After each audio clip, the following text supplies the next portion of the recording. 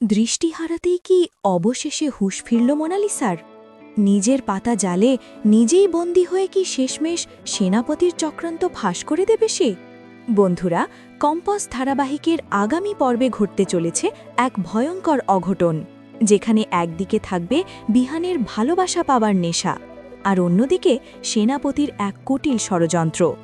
গল্পের শুরুতেই দেখা যায় একটি জমকালো পার্টি। সেখানে বিহান যখন মোনালিসার চোখের সামনে কম্পোসের হাত ধরে রোম্যান্টিক ডান্স শুরু করে, তখন ঈর্ষায় ফেটে পড়ে মোনালিসা। নিজের জ্বালা মেটাতে সে একের পর এক ড্রিঙ্ক করতে থাকে। মোনালিসার এই দুর্বলতাকে অস্ত্র বানাতে দেরি করে না ধূর্ত সেনাপতি। সে মুক্তিকে দিয়ে মোনালিসাকে ফোন করায়। মুক্তি মোনাকে প্রলোভন দেখায় যে সামান্য একটু ক্ষতির বিনিময়ে তুমি বিহানকে সারা জীবনের মতো পেয়ে যাবে, আর কম্পোস হবে তোমার পায়ের দাসী। বিহানের নেশায় অন্ধ মোনালিসা এই ভয়ঙ্কর খেলায় রাজি হয়ে যায়।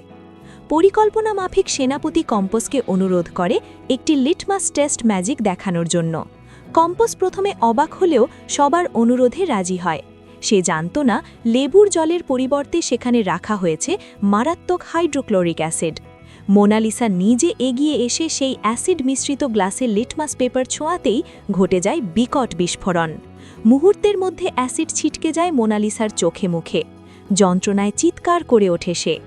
দ্রুত মোনালিসাকে হাসপাতালে নিয়ে যাওয়া হয়। ডক্টর জানান চোখে অ্যাসিড ঢুকে যাওয়ায় পরিস্থিতি খুবই আশঙ্কাজনক।